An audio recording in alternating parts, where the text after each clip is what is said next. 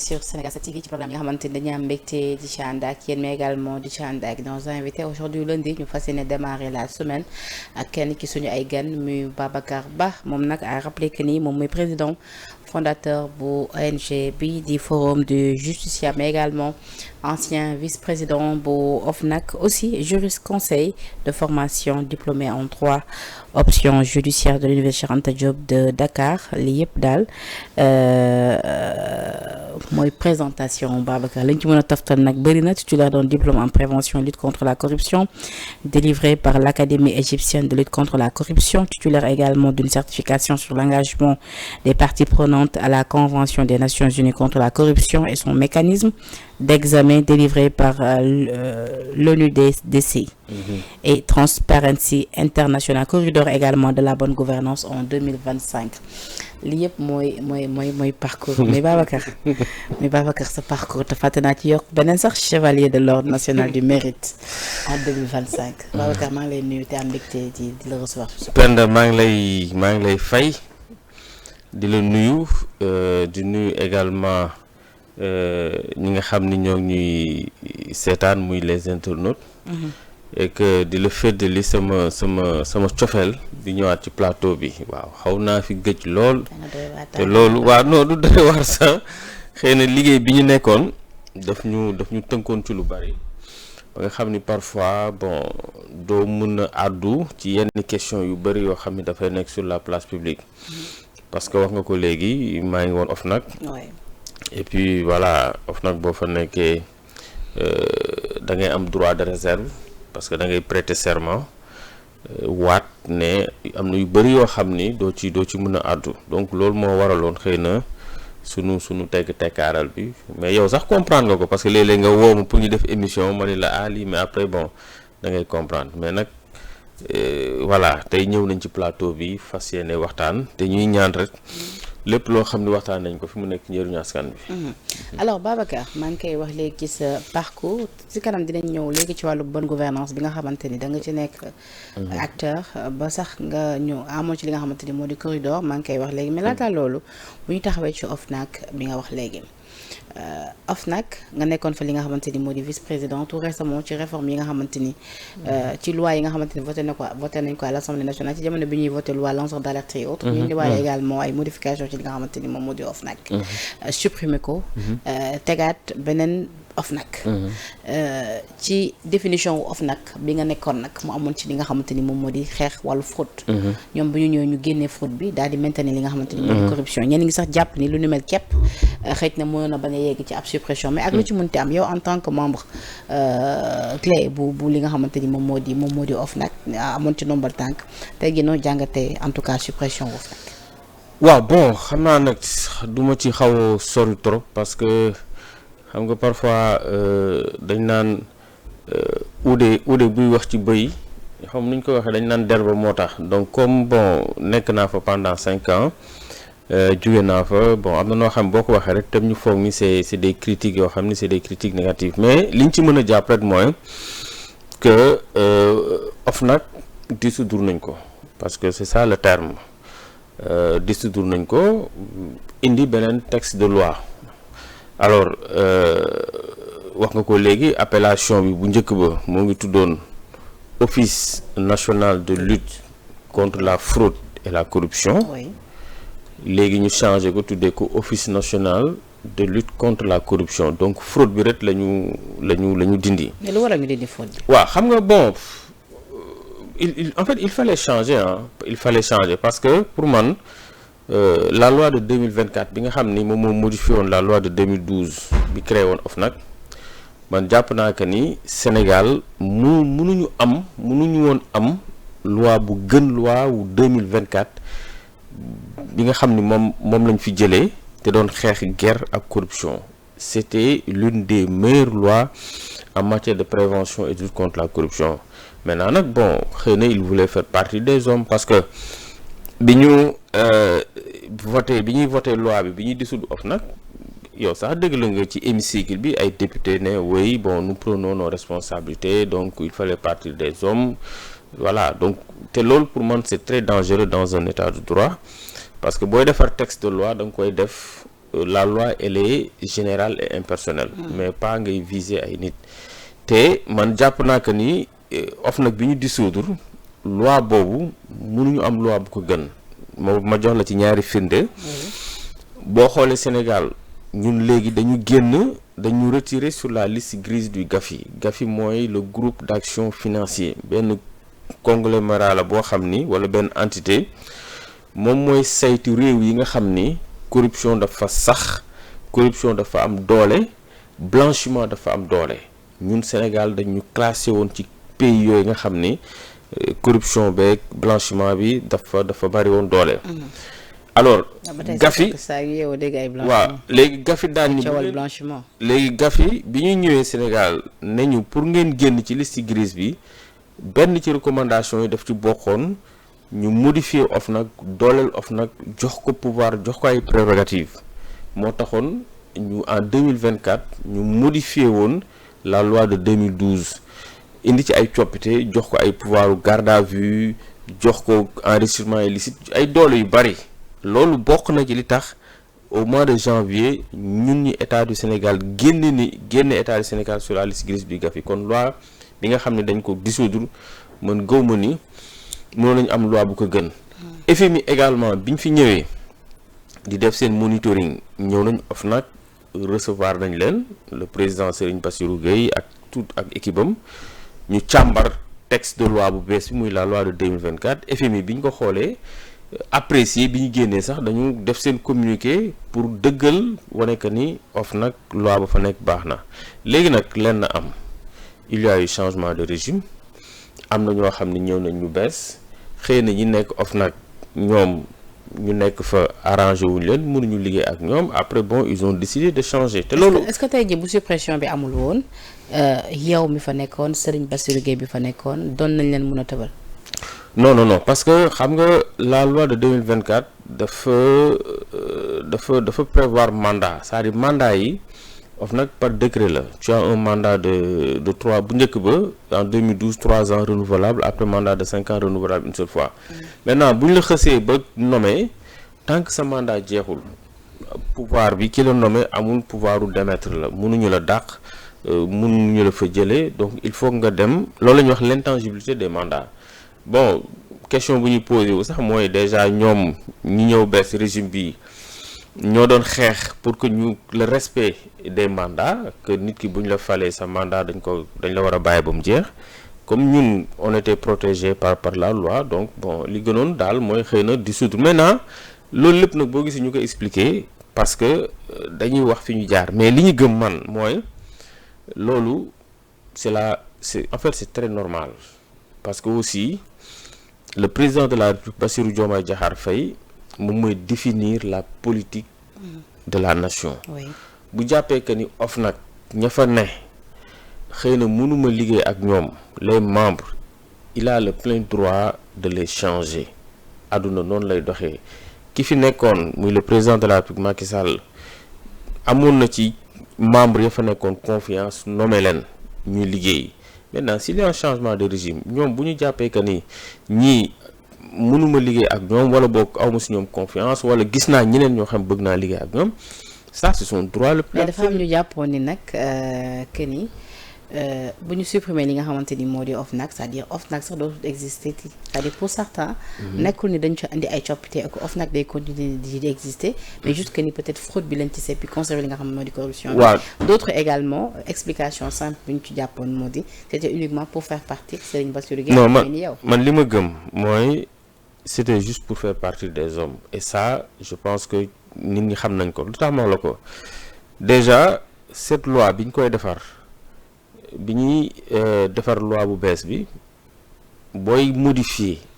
au moins ñi nga xam ne ce sont excusez-moi ñi nga xam ne ce sont les pratiquants les praticiens muy waa OFNAC ñun loi bi jaarul si ñun liggéeyuñ si te d'habitude booy modifier benn loi kuréel gi mu intéressé au moins di nga jël projet de loi bi nga jox leen ko ñoom ñu indi ci seen xalaat. joxuñu leen ko. non on n'a pas vu le texte d'ailleurs loolu moo tax sax texte bi mu demee Assemblée nationale. Il y a eu plus de 20 amendements. Dans l'histoire parlementaire, dans l'histoire par législatif mosuguma gis un texte de loi ñu yóbbu ko mu am autant d'amendements donc ça veut dire que am na yu bëri yoo xam ni xëy na bu jaaroon OFNAC ñun on est des républicains Penda et puis dama koy wax souvent man li ma gëm sax mooy man Penda su ma amul ci yow confiance du ma la nommer man avant may xool Penda ndax am na compétence damay xool ndax am na confiance donc président de la république ki fi ne mooy xool ñi nga xam ni am nañ ci ñoom confiance mu liggéey ak ñoom mais doonoon na gën a jaadu gën a rafet au moins texte bi ñu indil ko les membres de l'OFNAC ñu càmbar ko xool gis les manquements les lacunes ne lii ak lii buñ ko ci yokkee gëm nañ ko ni dinañ gën a mën a loolu maintenant nag comme li ñuy wax rek ñun macha allah man par exemple def naa fa def naa fa 5 ans et quelques donc de 2020 à 2023 j'étais membre de l'OFNAC et de 2023 à 2025 j'étais le vice-président de l'OFNAC maa toppoon ci Serigne Bassirou Gueye may profité di nuyu ki nga xam tey moom mooy Serigne Bassirou Gueye un très très très grand magistrat. moom la ñu wax dafa daw. un grand xaar maa ñëw rek musul daw Serigne Bassirou Gueye boo ko xoolee xam ni du koy daw donc un très grand magistrat un manager je dis bien. Penda xaaral rek même tuuti lii même rek ma daaneel foofu un grand manager koo xam ni c'est un humain Serigne Bassirou Gueye il a abattu en un laps de temps un travail extraordinaire à l'OFNAC et je rappelle que c'est sous son magistère ci la ñu génnee sur la liste grise du Gafi donc je pense que mention spéciale à Serigne Bassirou Gueye mais également les membres de l'OFNAC le collège l'organe délibérant le secrétaire permanent mais aussi tous les agents de l'OFNAC. mais gars yi nee nañ amu leen bilan bu ñu mën a duut baaraam ci OFNAC. waaw bon. di xëy rek ñu leen di fay ngeen fa nekkee. non je sais que non bu ñu xuus ci loolu parce que je sais que OFNAC liggéey bi mu def boo ci bëggee xam dara da ngay dem ci site bi bu dee sax site bi ba léegi moo ngi fonctionner bon comme OFNAC dissoudre nañ ko mais boo demee ci site bi di nga gis que ne ñun on est pratiquement à jour de nos rapports donc voilà di nga gis liggéey bu am solo bi nga xam def nañ ko maintenant nag man sama genre dama koy wax souvent. xam nga daf si am ñoo xam ne ñun comme par exemple man je suis un homme de défi man j'aime challenger quoi man damay bëgg di relever ay défis foo def 5 ans 6 ans c'est bien que nga dem xooli leneen parce que on a peut-être tu sais que j'ai décliné pas mal de postes à l'international pas mal de postes parce que loolu li tax sax ma def ko mooy man je suis un Sénégalais man mënuma wan sama réew gannaaw man lu ma am Sénégal moom ko gënal donc parfois da ngay toog tu as des postes à l'international mais que tu déclines parce que tu veux rester dans ton pays tu veux investir dans ton pays da nga bëgg a liggéey ci sa biir réew mission sax pour ñu yónni woon ma dem mission day fekk mu sës des fois Serigne Bassirou Gueye su ma bëggee désigner mission maa ko maanaam bu sësee rek laay génn parce que man lu ma am Sénégal moom ko gënal donc il y a d'autres challenges il y a d'autres défis yoo xam ne moom suñu kanam et puis on va les relever. yaa ngi jot yeneen proposition. ah oui man j'ai eu des postes sax au niveau des Nations Unies mais bon j'ai pas voulu y aller parce que nee naa la man je suis sénégalais foog ma toog ci réew mi man boo ma bëggee génne rek war ma ginnaaw voilà. et puis ñu nekk aussi ay ndaw wax nga ko léegi bi ñu waree jàng nañ man sur la question de transparence sur les questions de bonne gouvernance j'ai eu pas mal de certificats pas mal de diplômes donc voilà toog suñu réew liggéeyal suñu réew daal lu ñu am moo ñu ko gënal donc OFNAC c'était une belle aventure donc dem nañ fa liggéey nañ fa def nañ fa lañ fa waroon def et puis permettre nañu aussi ñu xam nga parfois boo nekkee ci société civile day baax de temps en temps nga nekk au cœur comme ça tu vois di nga xam mbir yi naka lay doxee naka la ñuy tëggee mbir yi xam nga mais bon taxaw ci biti di kaas mais boo duggee tu vas voir comment ça se passe donc on a eu l'opportunité de côtoyer des gens de hauts magistrats ku ci mel ni Serigne Bassirou Gueye ku ci mel ni madame Seynabou Ndiaye Diakhaté moom également c'est une grande dame boo xam def na fa liggéey bu am solo madame Nafi Ngam Koïta awma chance yu liggéey ak moom donc nga dugg ci kuréel yooyu je pense que loolu da lay gën a renforcer ba nga xam ne sur certaines questions ay corruption blanchiment de capitaux toutes les questions liées à la transparence à la bonne gouvernance je pense que désormais boo ci wax nit ñi dinañ la déglu. d'accord alors foofu la ñuy jógee daal di wax ci li nga xamante ni moom moo di actualité bi noo jàngatee situation économique gu réew mi laataa ñu ñëw sax ci les dossiers de justice. waaw situation économique bi metti na aujourd'hui il faut le dire les gens peinent à joindre les deux bouts c'est très compliqué te defe naa sax loolu moo tax bon le premier ministre Ousmane Sonko demandait à ce que proposer benn plan de redressement boo xam ni mu ngi ko tënk ci ñetti phase une phase de redressement deuxième phase accélération ou impulsion beneen bi def impulsion accélération donc redressement impulsion accélération alors mais li ma bëggoon wax foofu mooy c'est vrai moom dafa bëgg a compter ci li nga xam ni moom mooy les ressources endogènes parce que ñoom même bi ñuy nekk ci opposition bi li ñu doon wax mooy on peut développer un pays sans compter sur les partenaires bilatéraux pour man Penda loolu c'est impossible mënta ne c'est pas possible c'est-à-dire que les ressources internes. mais maintenant il parle de partenariat gagnant-gagnant. waaw maa ngi ñëw rek c'est-à-dire les ressources internes les ressources endogènes à elles seules mënuloo ci sukkandiku ne da nga bëgg a développer réew c'est pas possible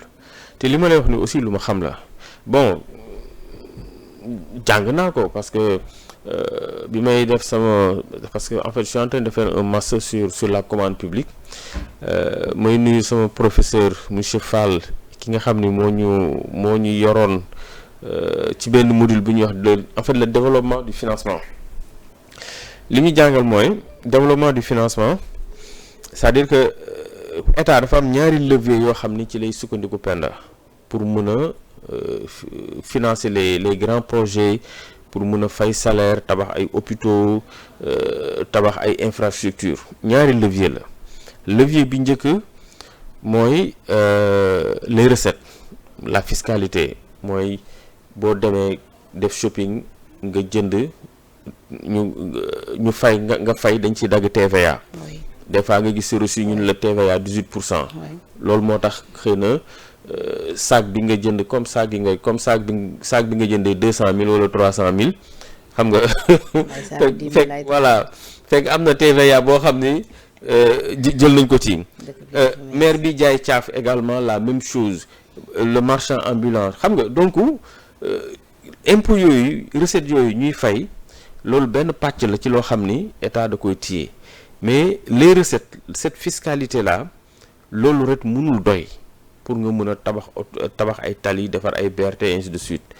il te faut beneen levier de financement bi nga xam ne ci la état mën a sukkandiku mooy le financement extérieur soit ay eurobond yi ngay am obligation emprunt obligataire yi ngay def wala boog diaspora bond wala boog ak comment dirais-je les partenaires bilatéraux les partenaires au développement j'allais dire lu ci mel ni ay FMI ñooñu à la bout il faut nga liggéey ak ñoom. kon kay diaspora bond bi c'est une bonne idée. non diaspora bond bi c'est une très bonne idée mais diaspora bond bi. bëri nañu si àndul ak yow de ci gis-gis. waaw non xaaral ma wax la parce que man li ma gëm mooy képp kuy citoyen da nga war a participer ci sa financement wu réew. man la diaspora bond bi man ànd naa ci parce que man mi ne ci réew mi man dama war a participer Penda yow yaa ngi fay impôt te peut-être yëguloo ko yaa ngi participer ci recettes yi loo jënd dañu la dagg TVA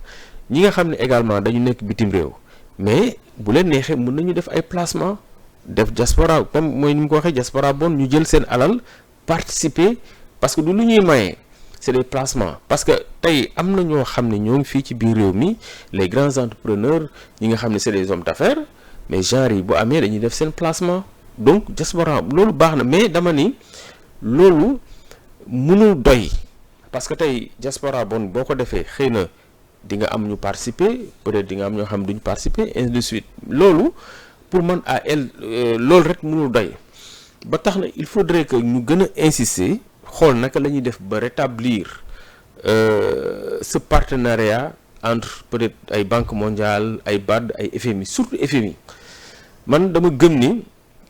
tey état du Sénégal dafa war a xar tànku tuwayam dañu war a gën a insister liggéey pour que FMI dellu si waat pour que le plus rapidement possible au mois de juin xaw ma mois de juillet ñu mën a am un nouveau programme de partenariat parce que gis nga FMI li tax mu am solo mooy FMI bu dee da ngay liggéey ak moom keroog le premier ministre Ousmane Sonko bi mu demee Milan moo ngi koy wax quand tu as des partenaires comme le FMI da lay ubbil yeneen bunt c'est-à-dire que yeneen partenaires bilatéraux yi yeneen partenaires au développement dañ naan ok FMI voilà c'est kii bu crédible kii bu instance la boo xam ni institution la boo xam ni fiable na donc yeneen partenaires yi dañuy ñëw moo tax man ma jàpp ka ni et jusqu'à présent boo xoolee loolu mooy suñu plaidoyer d'accord pour les ressources endogènes, d'accord pour la fiscalité, mais ça ne suffit pas. mais ku mel ne Abdou Karim Xurum Xaq parlant de li nga xamante ni moo di diaspora bondé yi moom jàpp na ni mënuñu tere sénégalais pour ñu dem utali ji li nga xamante ni moo di réewu tugal yi bëgg dakkal li nga xamante ni moo di immigration bi entre autres ba pare dem foofu di sàkk su ñoom ndimbal c'est comme pour dire que ni finalement toog leen foofu te di ñu dimbali. non bon maa ngi nuyu Abdou Karim Xurum Xaq di ko jox wàccuwaayam. le chef de l'opposition. waaw actuellement moom xam naa ni moo ngi def liggéey bu am solo et puis bon Karim nag Karim bon xëy na gars yi ñoo ko xamul mais Karim il a toujours été comme ça Karim moo tax su ma déggee ñenn ñi naan Karim dafa soppeeku Karim nii la mu mel Karim il a toujours été constant avec la vérité Karim Xurum Xaq moom man je le connais il a toujours été comme ça il est constant avec la vérité mais man pour ñu ñëwaat ci sujet bi c'est-à-dire diaspora bonne bi man pour man placement la rek te bon ça n'a rien à voir immigration clandestine loolu je pense que il faut décourager ça man du ma digal kenn benn jeune ngay jël gaal gi naan yaa ngi dem maintenant ñi nga xam ne nag dem nañ di liggéey ñoom également c'est des Sénégalais donc je pense que war nañu mën a participer ci li réew mi soxla mais question bi du foofu est-ce que war nañ participer waruñu participer même bu ñu participer ça en fait c'est bien mais li gën a am solo c'est-à-dire li am solo mooy est-ce que diaspora bonne bi est-ce que cette fiscalité est-ce que les ressources endogènes doy na pour mën a financer pour mën a fay salaire yi nga xam ne si salaire fonctionnaire yi nga xam ne c'est à coût de milliards est-ce que recette fiscale yi est-ce que diaspora bonne bi dina doy pour tabax assez de route pour def ay infrastructures pour créer de l'emploi foofu la question bi nekk mais pour man loolu ça ne suffit pas loolu bu ñu ko bëggee réussir bu ñu bëggee am que le Sénégal soit un pays développé d'accord nañu compter sur les ressources endogènes muy luy jóge ci pétrole bi luy jóge ci gaz bi luy jóge feneen ak feneen mais nañu fexe ba FMI ñëwaat ñu signé ñu amaat ak ñoom un partenariat gagnant-gagnant gis nga ñun FMI boo gisee ñu ci wax sonn ci parce que dañu xam fan la mën a yóbbu réew mi parce que gis nga bi problème bi amee FMI Sénégal mu am benn tension bi ci ne mais ñun boo xoolee dañu sol suñu dàll on a écrit le FMI pour le rencontrer et ñoom ak ci seen flexibilité ñu recevoir ñu dem mais bi ñu demee on a discuté parce que am na yenn plaidoyer yoo xam ne peut-être État du Sénégal ne peut pas le faire le ministre ne peut pas le faire mais la société civile aussi dafa am rôle boo xam ni am na yenn rôle yoo xam ni moom war na ko mën a porter naka la ko mën a porter mooy naka la yenn démarche la ñu mën a def ba diggante FMI ak État du Sénégal ratax parce que bi ñu demee seeti waa FMI question bi ñuy njëkk a posé xam lan la ñoom dañu laaj nit ñi c'est-à-dire situation économique bi ni mu méttee naka la ko population bi du dundee donc ça veut dire que FMI moo ngi bàyyi xel que situation bi nan la ko le citoyen lambda di dundee bi ñu posé question man leen c'est extrêmement dur man leen actuellement les citoyens peinent à joindre les deux bouts ça se sent partout donc économiquement on souffre mais bi ma leen tonton loolu le gars du FMI le représentant résident xawaat bàyyi na xel ci li ma ko wax donc c'était pour dire que urgence la ñu gaaw amaat un nouveau programme d'appui financier avec l'État du Sénégal loolu c'est le rôle de la société civile donc je pense que loolu on l'a fait et dañuy inviter également État du Sénégal ñu gën a dem ci lancer boobu pour que très rapidement ñu mën a am un nouveau programme d'appui financier gis nga loolu bu ñu ko amee diaspora bond bi nekk fii fiscalité bi ñu war a fay seen impôt di ko fay taxes yi ñu fay ko parce que on a réformé le code général des impôts ñu am assez de ressources endogènes ak lu jóge ci pétrole bi boole ko ak les appuis des partenaires au développement je pense que Sénégal kenn dootu ko seen. d'accord alors ci dossier de justice la bëgg am sa gis-gis ba tey ci wàllu actualité noo jàngatee li nga xamante ni moom moo di emprisonnement wu ñenn ñi. le cas Badara Gadiaga, Abdou Nguer également qui je rappelle bientôt 6 mois avocat mi ñi ngi interpeller le procureur ci li nga xamante ni moo di kaawam ñu fixé ko ab audience ñu mun ko fixer quand même sur son sort parce que depuis lors ñi ngi ko mi ngi kaso bu Rebeuss toog di xaarandi le cas Badara Gadiaga également. l'autre jour ci manifestation ñoom Karim bi ñu tudd ni le rappel à l'ordre ñu quand même réussir li nga xamante ni moom moo di seen manifestation pour certains ak lu ci munti am bokk na tamit ci li ñu doon xeex waaye tamit ba mu jarale ñu wàcc sur le terrain mu ñeel li nga xamante ni moom moo di emprisonnement ñeneen ñi ñu tuddee ko détenu politique. muy lu am solo mais soo ma ko permettre rek dama bëggoon ñëwaat tuuti ci les questions de bonne gouvernance ayca parce que xam nga sànq da nga wax. non mais bonne gouvernance bi maa ngi ci bëggoon ñëwaat ci bu ñuy wax ci kaawu yenn ci rapport yi. d'accord ba tey y a pas de souci. maintenant pour le cas de Badara Gadiaga ak Abdou Nguer man damay wax souvent que ni sax mun na nekk xam nga bon déjà pour votre information ñun seeti nañ Badara Gadiaga. yéen forum du justiciable on est parti dem nañu Rebeuss seeti Badara Gadiaga seeti nañ Abdou Nguer seeti nañ Mansour Faye seeti nañ Lat Diop seeti nañ Khadim Ba seeti nañ Farba Ngom ak ñeneen ñoo xam ne xëy na peut-être bu ñu waxoon seen tur nit ñi duñu leen xam lu tax ñu def loolu mooy ñun suñu rôle mooy nit ki bu ñu ko tegee loxo ñu fexe ba seeni ak seen yelleef penda ñu mën ko respecter nga jël ci ñaari cas muy kaawu Badara Gadiaga ak Abdou Nguer nga xam ni mun nga ko détacher sax par rapport ak yeneen kaay parce que ñii ay affaire de reddition des comptes la mais ñii dañ leen téye parce que dafa am loo xam ne dañ ko wax Badara Gadiaga penda lan la fi Badara Gadiaga wax loo xam ni war nañ ko mën a yóbbu instruction gisuma ko c'était un débat mu wax interlocuteur am wax ñu joxalante ay kàddu. et pour nañ waxee li nga wax te xale dañ ko lynché sur les réseaux sociaux. waaw bon non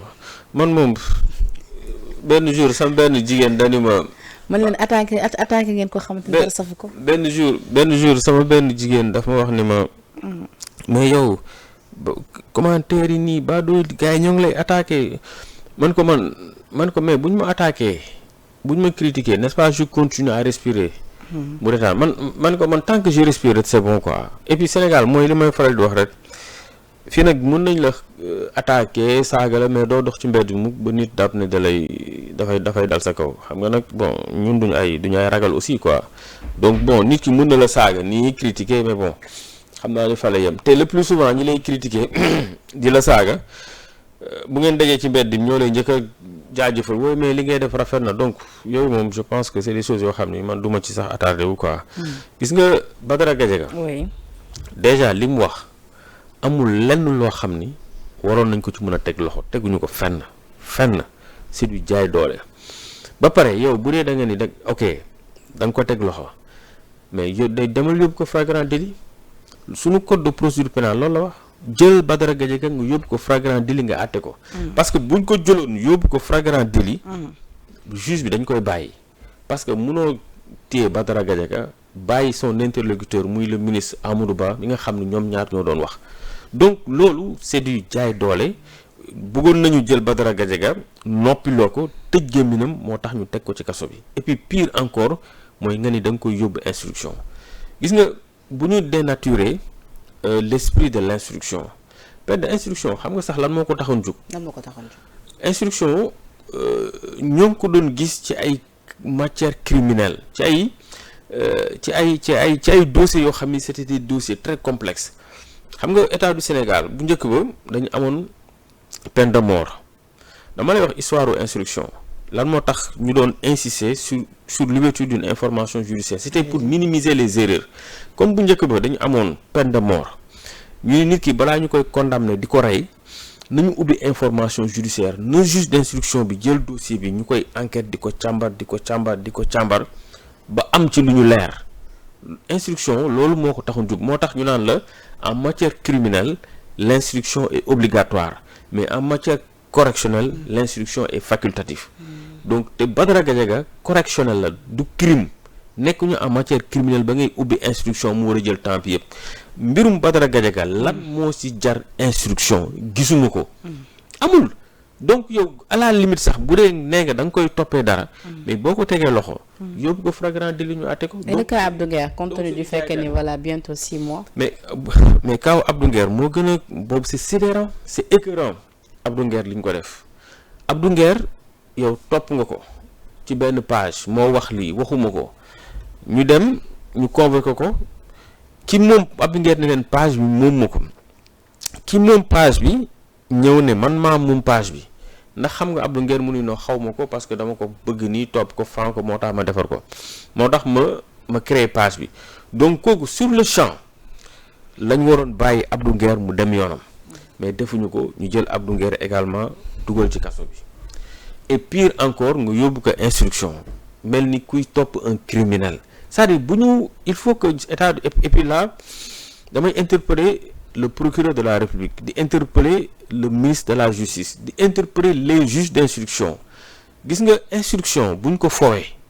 du dossier boo jug rek nga ni yaa ngi ubbi instruction bu ñuy créer l'instruction dafa am lu tax c'était pour des dossiers extrêmement sensibles c'était surtout en matière criminelle mais munoo nekk à chaque lu ñëw flagrant délit dossier correctionnel bu ñëw nga ni da nga ci ubbi instruction. ci cas seen cas tamit tout le temps dañuy dégg benn terme expression des libertés mais nee nañu tey jii liberté ne signifie pas non plus peut-être se permettre de dire n'importe quoi. mais non sur la plage. non je suis d'accord mais ñenn ñi di reprocher. non je suis d'accord mais ma daaneel foofu pour wax que ni bu ñu deful nag dinañ dénaturer la nature de l'instruction li ko taxoon jóg Abdou Nguer mënuloo ko jël nga jàpp ko ci loolu ne da nga koy yóbbu instruction et puis pour wan leen li ko c'était juste pour que ñu téye leen genre punir leen xañ leen seen liberté moo waral juge d'instruction bi mu boucler dossier am mais da ko jox le parquet mais jusqu'à présent mënuñu fexe ba enrôler le dossier de Abdou Nguer donc c'est pour vous montrer que ñoom esprit bi leen animé woon mooy fexe ñii ñu noppiloo leen. léegi buñ ko comme def nañ ko ni instruction ba bientôt 6 mois la moo ci topp. mais xam nga boucler nañ ko l'instruction pare na li ci topp kay mooy ñu enrôler dossier bi ñu àtte ko mais jusqu'à présent barki démb gis ngeen les avocats de Abdou Nguer ils ont écrit le procureur. Oui. Ils ont saisi. Oui. mais le procureur lan lay xaar pour enrôler le dossier de Abdou Nguer lan la ñuy xaar pour fixer audience tribunal parce que quand il y a une ordonnance de règlement soit ordonnance de règlement yi non-lieu la war a doon wala renvoi wala relax léegi moom dañ ko renvoyer devant un tribunal correctionnel mais c'est le procureur de la République qui doit prendre ses responsabilités pour ñu mën a fixer date audience ñu àtte Abdou Nguer mais duñ ko def. mais ci kaw àtte boobu ñaar lañ ci mën a xaar kon su ma la comprendre bu baax mooy ab non-lieu wala ab relax. non buñ ko non-lieu relax loolu c'est pendant la phase d'instruction actuellement il y a une ordonnance de renvoi maanaam dañ ko war a àtte bu demee ci kanamu juge du siège yi nga xam ne c'est des juges indépendants ñoom ñooy taxaw daal ni Abdou li ñu lay toppee yaa ko def wala defoo ko ñu condamné ko wala ñu relaxé ko mais pour le cas de Abdou Nguer Badara Gadiaga c'est du n'importe quoi. léegi buñ ko newoon li ngay def liñ la toppee def loo ko boo ko relaxé dafa am ndàmpaay buñ ko war a jox parce que dañ ko tooñ wala. waaw bon moom bu jàppee que ni dañ ko causé benn préjudice su boobaa mun na ko demander parce que 6 mois pour man c'est parce que dañ ni ceux qui ont fait l'objet d'une longue détention qui ont bénéficié d'une décision de relax ou de non-lieu ils peuvent prétendre à des indemnités mais yooyu yëpp sax man. tout le temps ci prisonniers yi loolu ngay dégg ñuy kaas. waaw dañ ma jàpp tëj ma ay at bi ma génnee aw ma ndàmpaay. loolu am na tey boo demee au niveau de la Cour suprême je pense que c'est la loi de 2017 qui organise ça il y a des commissions juridictionnelles yoo xam ne dañ ko fa teg dañ ni képp koo xam ne tu as fait l'objet d'une longue détention et que après nga am une décision de non-lieu de relax ou acquittement su boobaa boo demee mën nañ la daam mais sauf que nag procédure bi c'est un peu contraignant. D'accord. léegi mu des kaawu seeti nañ également Farba. Oui. parce que Farba bi ñu déggee daf feebar Farba Ngom xam nga ñun également aussi duñ dégg ne tel rek dem na on s'est déplacé pour aller voir Farba Ngom mais honnêtement pour dire la vérité man j'ai vu un Farba qui est malade du ma médecin nag loolu ni ma ko gisee Farba il est malade. et surtout que sax oui non il est malade et puis surtout que sax y a une contre-expertise médicale bu firndeel man li may wax bu firndeel y a 3 sommités 3 médecins yoo xam ni voilà c'est des sommités de la médecine wax que ni Farba dafa feebar te bu ñu deful nang sax mun na ci ñàkk ba dégg ci l'ancien procureur Aliou Ndao wax sur un non plateau télé. bon waaw loolu aussi bon ça n'engage que lui loolu xëy na ay waxam la mais nañu am respect ci sunuy médecins gis nga les médecins là magistrat yi daax ñu leen jàng de médecins yi su ma juum di lañ def bac+7 te magistrat pour nga nekk magistrat da ngay def bac+4 tu as la maîtrise tu fais le concours tu fais 2 ans de formation donc maximum 4 5 6 ans la tu as une maîtrise en droit fii tey boo génnoon fii dox mënoo dox 100 mètres te gisuloo un jeune qui a une maîtrise en droit tu fais le concours nga dem 2 ans ñu former la les médecins 7 ans dañ koy def ci jàng donc nañu am du respect par rapport ak l'ordre des médecins te man sax pour man am na yenn yoo xam ne frustration la mun na ko jur au niveau de l'ordre des médecins parce que munoo jël nga saisir l'ordre des médecins nga ni leen dama soxla 3 médecins yoo xam ne dama bëgg ñu càmbaral ma santé Farba médecins yi tëju def seen i liggéey def seen i analyse ñëw jox la seen rapport boobu mënuloo ko jël au sérieux wala boog bon pas au sérieux nga bëgg a ŋàññi rapport boobu naan parfois am na waxuma la nag Aliou Ndao dafa ni rapport boobu c'est pas du sérieux parce que li mu wax da ni il y a eu des rapports yoo xam ne parfois par complaisance mais nañu am mais su waxee ba cité le cas bi ba Bourgi waaw mais nañu mais wax ni médecin bi établir woon lii bi sax am nañu ne bokk ci ordre des médecins loolu la lay sous-entendre waaw mais Penda li ma bëgg wax foofu mooy man je reste sur les principes nañu jox cër l'ordre des médecins te lii mën na indi frustration à leur niveau ñoom c'est des gens yu assermentés dañu prêter serment dañu waat ñoom dañuy def bac+7 ñiy def bac+4 xaw ma bac+6 donc ëpp ñu magistrat yi ëpp ñu dignité ëpp ñu honneur gënuñu bëgg réew mi les médecins donc Farba buñ ko defalee contre expertise médicale mu feebar muy wane que ni feebaram est devenu incompatible avec la détention carcérale dañ ko war a bàyyi mu dem parce que gis nga boo jëlee l'article 140 du code de procédure pénale dafa ni ñi nga xam ni peut-être dañ leen topp en matière de blanchiment de capitaux détournement de deniers publics les délits économiques automatiquement mandat de dépôt waaye bu fekkente ni dañu rembourser da nga leen di bàyyi ñu dem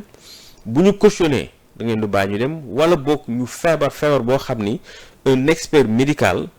un médecin un expert dafa wane que ni son état de santé est devenu incompatible avec la vie carcérale, incompatible même avec un centre hospitalier. Oui, mais nee nañu caution c'est à l'appréciation quand même des juges. waaw d'accord waaw non yooyu yëpp c'est en fait loolu lépp je suis d'accord mais Farba xam nga dama la xool caution wax la remboursement. mais cas Farba par exemple caution dañ ko bañal moo tax. waaw loolu c'est le juge qui apprécie bu ko neexee mu ni man chèque laa soxla. loolu là je suis en phase mais article 140 code de procédure pénale dafa lim ñetti conditions soit mu cautionner wala mu rembourser wala mu am contestation sérieuse bu la neexee nga ne ñetti yëpp amul mais dafa am beneen 4e condition mooy bu fekkente ni y a un expert qui établit que l'état de santé de Farba est devenu incompatible avec la détention carcérale et même dans un centre hospitalier c'est ce que l'article 140 dernier alinéa loolu la wax donc Farba dafay dugg ci alinéa boobu donc kon li jaadu woon mooy ñu defal ko assignation à résidence surveillée sous bracelet électronique pour le cas de Lat Diop également comme le cas de Samuel Sarr voilà comme ni ñu defal Samuel Sarr mais Lat Diop foofu également sax tamit nee nañu dikk dem nañ dem këram pour interroger ko ci yeneen cas voilà am ba tey nekk ba tey en lien ak donc yooyu da ngay gis que ni parfois c'est des choses yoo xam ni dafay doy waar xoolal kaawu Lat Diop Penda Lat Diop Lat Diop on l'a mis en prison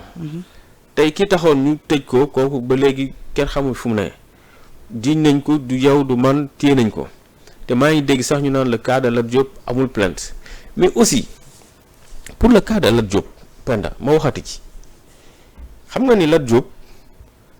les juges la chambre d'accusation bu cour d'appel la chambre d'accusation dañu demander à ce que nañu lever le mandat de dépôt de Lat Diop xam nga lu muy wund mooy Lat Diop il est sous mandat de dépôt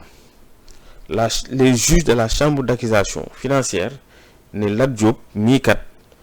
anam bi ñu ko téyee tey na xel téye yi ñu ko téye nii jaaduwul parce que déjà voilà lañ ko jiiñee nag ñoo ngi def enquête ak et tout ça nañu lever li nga xam tey moom mooy son mandat de dépôt et damay wax souvent que ni quand le juge la chambre d'accusation décide ne nañu lever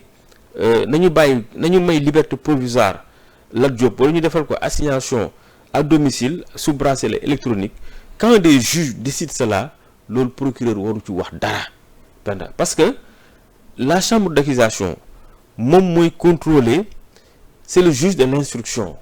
moom mooy patron entre guillemets les juges d'instruction parce que juge d'instruction yi bu ñu bañee jox Lat Diop liberté provisoire seen patron xam nga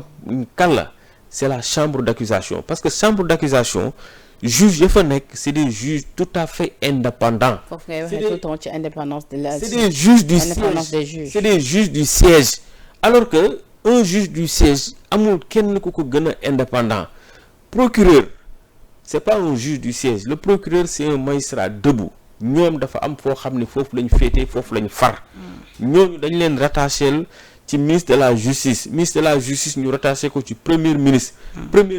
Bassirou Diomaye Diakhar Faye mooy patron am léegi nag mënuma comprendre chambre d'accusation ci boppam chambre d'accusation ay juges yu moom seen bopp atte càmbar dossier Lat Diop xoolaat ko ne Lat Diop mii kat yéen na ngeen lever mandat de dépôt yóbbu ko këram may ko liberté provisoire ay procureur taxaw fële ne damay def opposition pour mu desaat ci kaso bi te ñu xam que ay Lat Diop nga xam ni ala kulli àll duñ daw ils ont assez de garanties de représentation en justice mais loolu c'est du n'importe quoi. est-ce que kon li nga expliqué nii yëpp Babacar dafay wane ni ànd nga keroog ak manifestation bi nga xamante ni rappel à l'ordre ni ma ko waxee. ah si à 100% dama ci ànd xam nga tax nee naa la ñun dañoo dem seeti leen ñoom ñëpp gis nga même Khadim Ba de Loka Afrique Khadim Ba c'était la première fois ma teg ko bët parce que dama jël dossier am càmbar ko xool ko gis nga nag en matière de transparence bonne gouvernance benn nag lu ma la ci wax léegi moom mun nga ko takk téere quoi parce que waaw jàng naa ci lu bëree bëri. bon sans violer nag sama droit de réserve. d'accord waaw fi ma ci même rek ma wax tuuti ci mbirum Khadim Ba parce que. rapidement oui ñu jàll ci yeneen question parce que tuuti ma signaler ko waxtu bi jaar na. boo xoolee Khadim Ba. oui son dossier lan lañ koy jiiñ ay bateau yu waroon ñëwul wala boog ay problème mbirum xaalis mbirum change ak yooyu mais c'est le juge d'instruction ci boppam ñoom ñoo demander à ce que nañu def rapport ñu xool ndax loolu lu wér la wala wérul mais Khadim Ba bi ñu càmbaree gis lépp mais rapport bi li mu firndeel mooy Khadim Ba mii il est en règle Khadim Ba mii nekk na en règle amul lenn loo xam ne ñoo ngi ko ci lamlaame donc tey nga téye un Khadim Ba bàyyi ko ci prison bi bàyyi ko ci kaso bi jusqu'à quand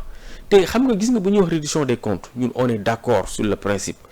pour man ku jël alalu réew mi da nga ko war a delloo et puis dañ la war a topp mais un Khadim Ba tu l'as dans ci biir kaso bi la lay apporter mais doo ko defal bracelet électronique defal ko résidence surveillée bàyyi ko sax mu liggéey bu dee yow da nga jàpp que ni dafa am xaalis bu mu la war a fay bu dee loolu nga jàpp mais soo bàyyee un Khadim Ba mu génn liggéey amaan na mun na la rapporter beaucoup d'argent mais tu le prends tu le mets en prison et puis surtout d'après les informations yu ñu am rapport bi li mu wax mooy que ni Khadim Ba ci boppam la mu waroon def yëpp def na ko donc amul lenn loo xam ne mais lan moo ko fa téye jusqu'à présent et puis d'accord mu nekk ay dossiers yoo xam ne pratiquement ça n'avance pas d'accord donc je demande solennellement muy Khadim Ba ñoom Farba ñoom même le cas de Mansour Faye heureusement que on l'a écouté auditionné nañ ko mais ñoom Khadim Ba nañ leen defal bracelet électronique may leen liberté provisoire pour ñu dem ko ne d'accord léegi dama bëgg ñu wax nag ci rapport yi nga xam depuis loolu ñu ci cité ñenn ñi mu nekk suite bu le cas Farba Ngom depuis loolu maa ngi lay rappeler sànq li ce matin bi ñu xëyee tey ci yenn xëtu yenn kaay gis nañ ñu ne Samuel Sarr également vu que dañ ko assigné à domicile waa DIC demoon nañ ci këram ngir mun koo entendre également ci li nga xamante ni moo di coowal oto yi ñu tuumal ni Amadou Sall du doom ci Macky Sall moo leen ko doon jaay ba laaj ak tontu dox ci digganteem ak ñi nga xam ñoo di enquêteur neen tamit fekk nañ fa ay yenn ci ay ndaamaar yu bakkane bi ñu sukkandiku en tout cas ci xibaar ñu jot tey ci xëtu yéenekaay yi loolu tamit nekk en rapport ak le cas Wally Ballago Seck bi nga xam depuis lors également ñuy wax ci waxam nee nañu sax ñibbisi na ci lu ni mel Madiambal Diagne l'autre jour tweeté ni excellente nouvelle pour Wally Seck, l'opposition qui a été faite à ses déplacements au niveau de la police des frontières est levée tey ñu xëy tamit ñu ne c'est parce que dafa am ay gages yu mu joxe ba wala ñu lever en tout cas yooyu les restrictions. waaw xam nga il faut que ñu wax tuuti ci sur la réduction des comptes li nga wax ni yëpp ci loolu lay dugg xam nga Penda. oui les deniers publics. kenn waru ko café kenn waru ko fooye les deniers publics fépp fu muy dugg dañ ko war a xam moo tax boo jëlee y a une des directives de l'UEMOA te léegi sax moom lañ transposé def ko suñu code xawma dans la gestion xawma jàppatuma tur bi bon ça va revenir mais en tout cas ça fait partie code de transparence notre code de transparence dans la gestion des finances publiques dafa ni Penda benn dërëm boo xam ne c'est des deniers publics fu mu dugg dañ ko war a xam te su ma wax deniers publics souvent dama naan Penda yow sa xaalis moo ngi ci uude bi xaalisam moo ngi ci marchand ambulant bi xaalisam moo ngi ci ka nekk marché Kermel c'est-à-dire c'est des deniers publics fu mu dugg Penda dañ ko war a xam moo tax nag sur ce coup man CENTIF je les connais gis nga ak loolu mën di waxal c'est des gens intègres CENTIF c'est des professionnels CENTIF ña fa nekk ñu mën seen liggéey lañ CENTIF nekkuñu ci parloo nekkuñu ci lenn c'est un corps de contrôle boo xam ni qui fait correctement son travail maintenant nag ñun en tant que droit de l'homme en tant que acteur de la société civile képp kuñ tudd ci rapport ñun li ñuy wax le plus souvent mooy nañu respecter sa présomption d'innocence c'est pas parce que dañ la tudd ci rapport rek que forcément diñ lay tuumal yaa ko def. Mani Diop di tudd nañ ko ci. ki la joxoon corridor bi. voilà nañ la sama grand la maa ngi koy apporter sama soutien donc def nañ ci tweet. dañ ko takkal bracelet wala. non je sais pas xaw ma nag ndax dañ ko takkal bracelet ou pas mais. daa am na liberté provisoire daal. waaw Souleymane Ndéné Ndiaye. non je pense que dañ ko bàyyi mu dem que heure bu ko yoon soxlaa après dina ñëw donc ñooñu man pour man c'est des gens intègres parce que gis nga bu ñu tuddee ci yow présomption d'innocence li muy wudd mooy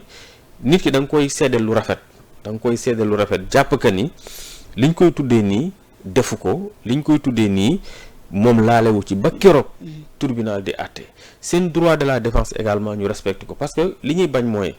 ñu wax Wally Seck wala Mbagnick Diop wala Samuel wala keneen ak keneen ñëpp jug yàq seen der tuumaal leen ne leen ñoo def fekk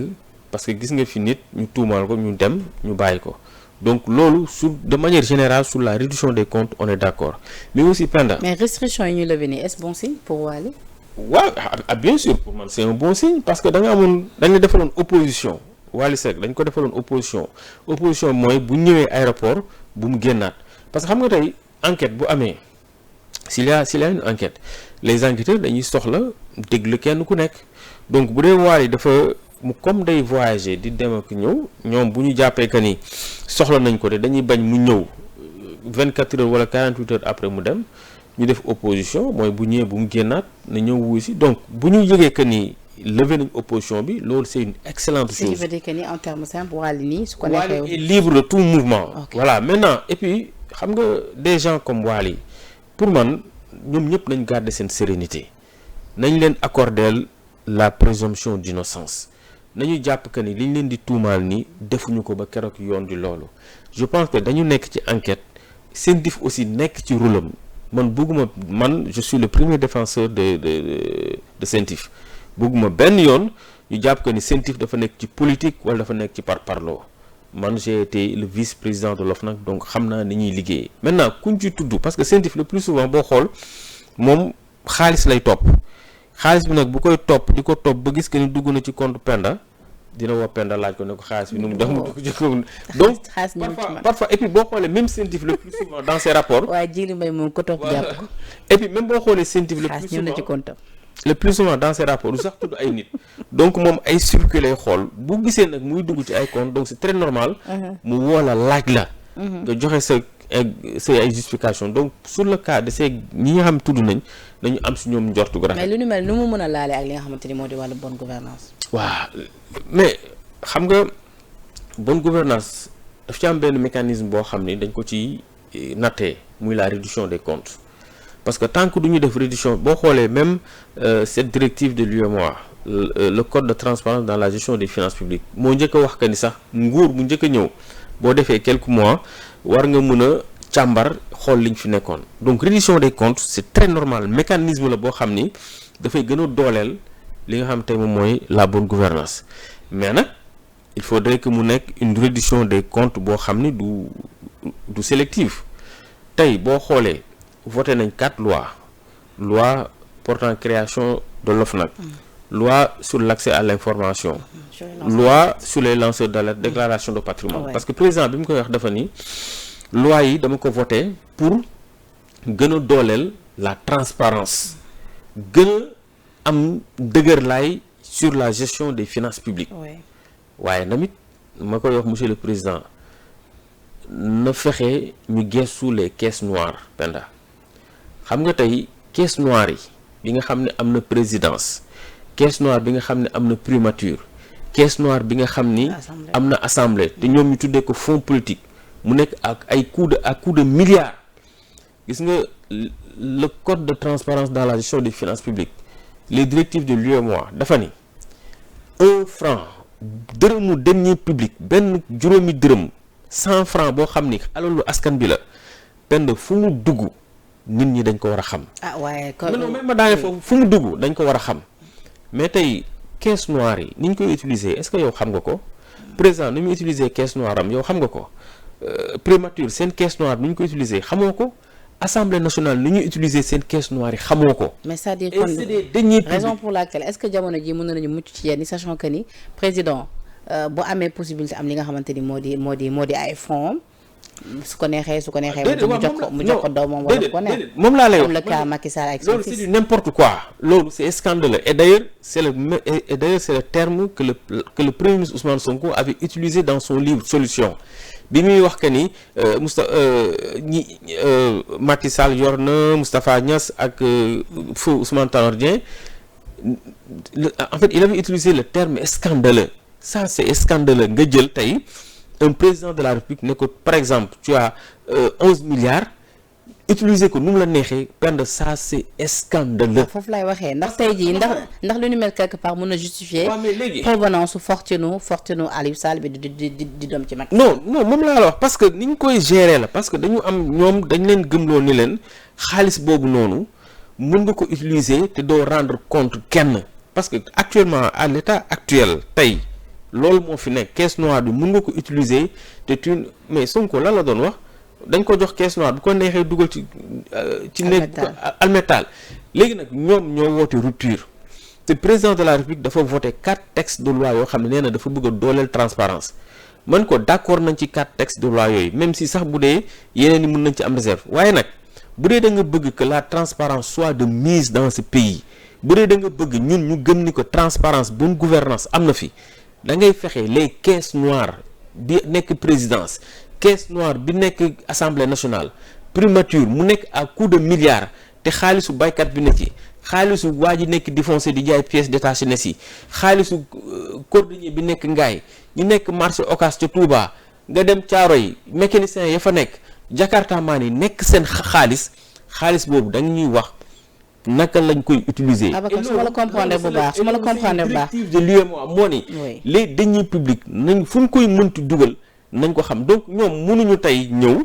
ne bëgg fi bàyyi caisse noire yi di ko utiliser te ñun xamuñu ko. mais dans ce cas là su ma la comprendre bu baax tant que caisse yooyu supprimé wuñ ko mënuñoo jug ëllëg ci ay. non je te dis une chose man balaa may gëm ni que ñoom ci logique gu transparence ak bonne gouvernance nañu commencer par réglementer su ma nee réglementer mooy ñu jël ay mesures ay mécanismes yoo xam ne dinañu permettre les caisses noires ñu koy mën di contrôler bu ñu ko mënul supprimer ñu permettre tey Cour des comptes muy mën di saytu les fonds politiques yooyu nga xam ne tey c'est des coûts de milliards ñoom yor nañ ko. te foofu te xoolal. xam nga tey maa ngi lay wax les fonds politiques. mais am na yeneen entité yoo xam ni ñun les citoyens amuñu benn mécanisme de contrôle du ci mel ni CDC. parlons de la CDC la caisse de dépôt et de consignation nga xam ni la CDC gère des centaines de millions c'est beaucoup d'argent lépp luy dépôt ak consignation CDC lañ koy dugal mais yow tey Penda ban mécanisme de contrôle nga am pour mën a vérifier xaalis boobu ndax CDC li muy def moo koy def en toute transparence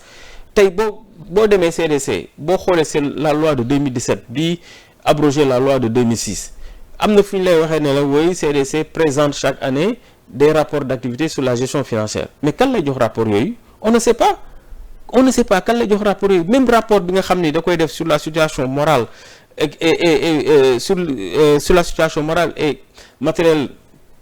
ñi nga xam ne lépp dafa laal ak CDC assemblée c'est-à-dire que tey amuñu benn mécanisme ñun en tant que citoyen boo xam ni war nañ mën a saytu xool CDC xaalis ba fa nekk nan lay doxee. ñu wax ci waxu oui. tey même résultat yi nga xam ne tey CDC daf koy def. à la fin de l'année. xam nga am na koppar boo xam ni am na benn fraction bi muy jël di ko jëbal état du Sénégal. donc yooyu il faudrait que citoyens yi à partir d'aujourd'hui ñuy approprier question yooyu du xool yenn entités yi nga xam ni xaalis bu bari dafay dugg. ñuy mën di dem avec cette loi là l'accès à l'information di dem ay CDC di càmbar ñu xool et puis même président de la République dama koy demander à ce que ne revoir loolu c'est un appel que je lance au président de la République monsieur le président il faut revoir la loi qui organise la caisse de dépôt et de consignation parce que même nomination membres yooyu les membres sont nommés par décret assemblée am représentant ki am représentant donc nañu xoolaat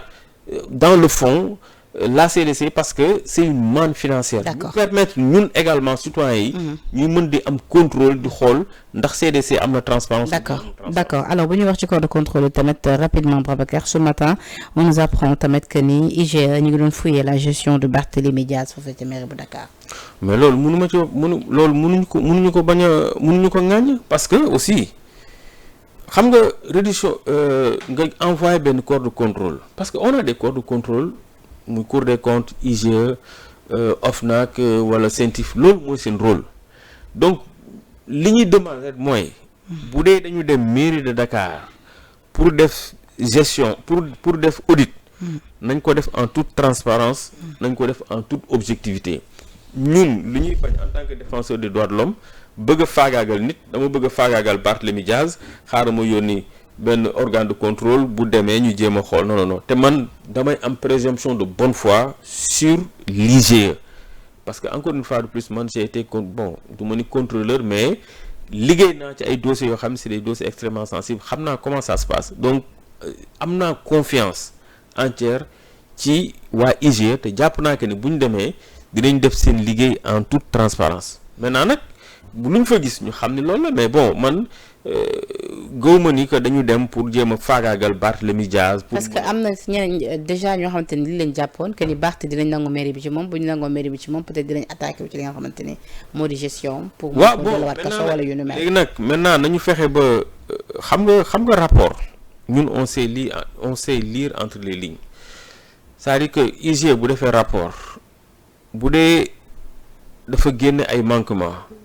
bu audité ñun dinañ xam ndax lii. lu objectif la wala loo xam ne c'est ciblé mais li may demander mooy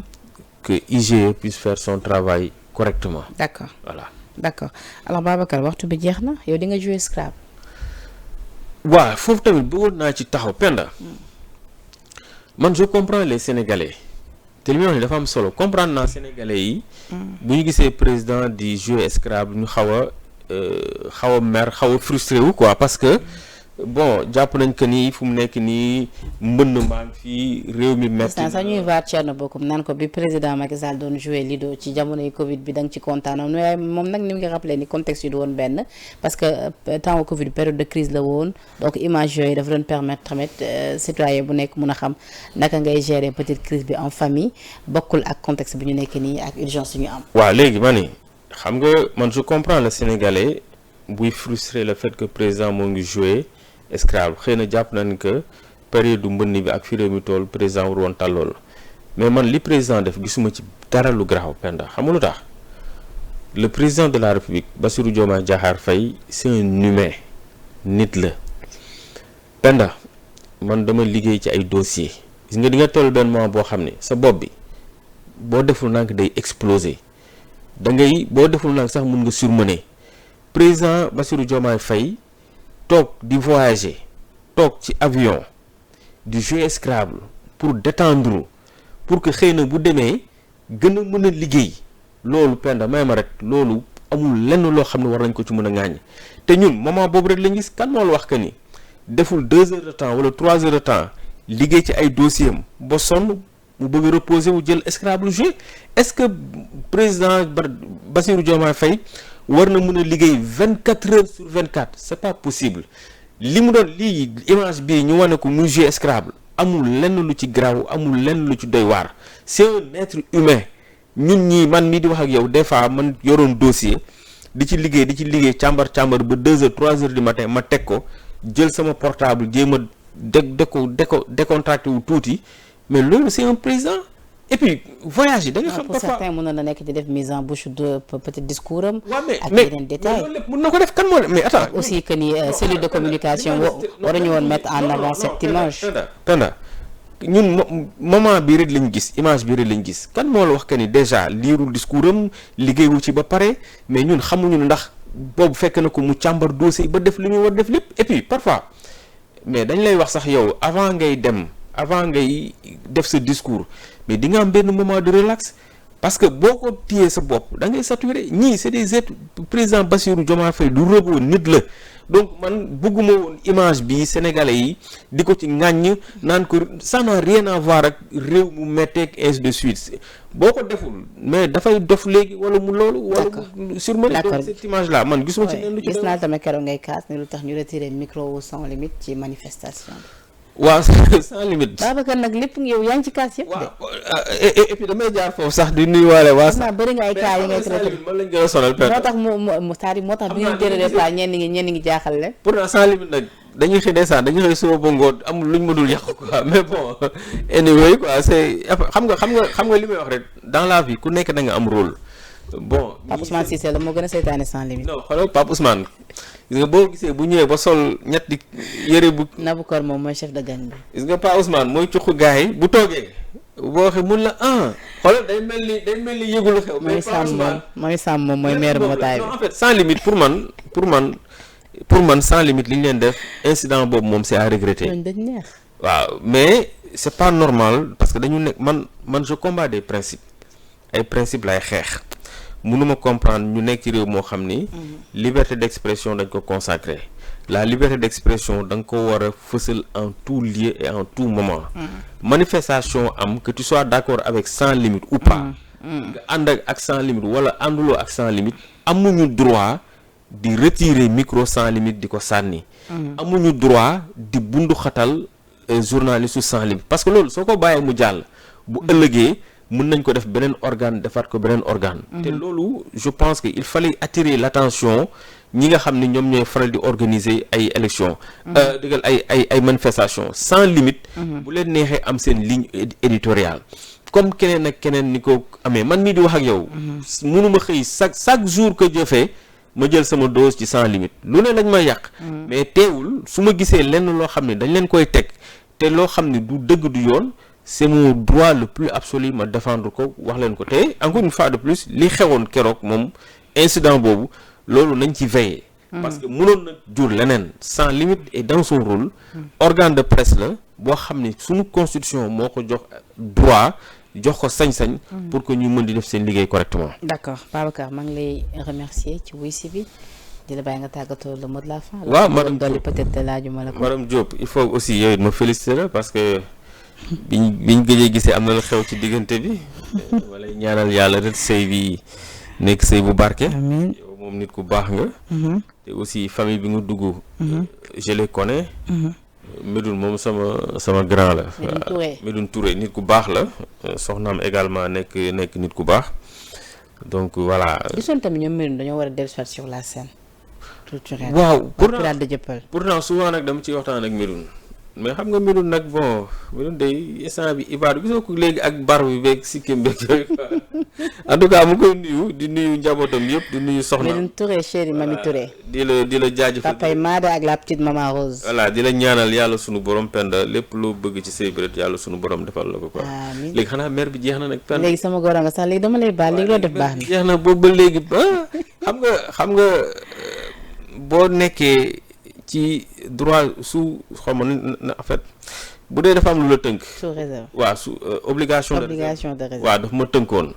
waaw comme fu mu nekk nii rek léegi yooyu yëpp tëb na. waaw léegi de dàkk nañ la moom. waaw comme ça ñu waaw sant yàlla rek. nee nañ la dama toog. waaw ñu dem xooli yeneen défi xam nga ñun on est des challengers quoi ñun on est des ay hommes de défi lañ quoi donc voilà et puis bon yàlla baax na. mais monsieur le ministre mais dafa tere téléphone yi de ci salle de classe yi léegi. ah bon oui mais loolu am na solo. man je suis tout à fait en phase. je suis tout à fait en phase téléphone portable yi. mais est-ce que xam nga ni gis nga surtout IA bi bu ñu deful nang suñu doom yi ñoom ñëpp ay niraar la ñuy doon Penda je te jure gis nga l'intelligence artificielle là moo ngi tayaloo xale yi léegi koo ci sant dara mu dem ci IA bi donc loolu moom pour man monsieur le ministre dama la ci encourager di la ci soutenir téléphone moom pour man ci biir parce que xam nga téléphone drogue la da ngay dem ba benn moment man mi di wax ak yow sax su ma toogee benn 30 minutes téew ma sama téléphone c'est comme si damay donc ça moom je pense que